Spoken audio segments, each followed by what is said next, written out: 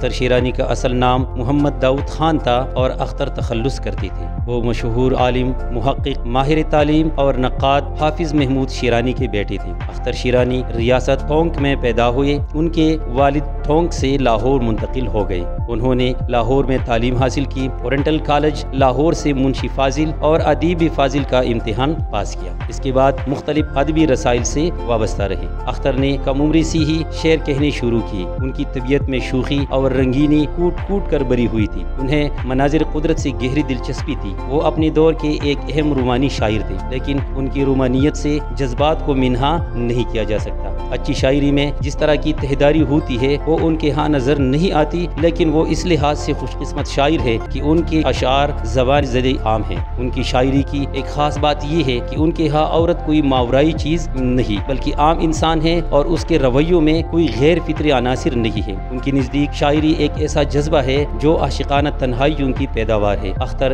ایک باشعور فنکار ہے۔ انہوں نے مروجہ اسالیب سے گریز کرتے ہوئے ہیئت کے مختلف تجربے کیے۔ ان کا مجموعہ کلام صبح بہار کے نام سے موجود ہے۔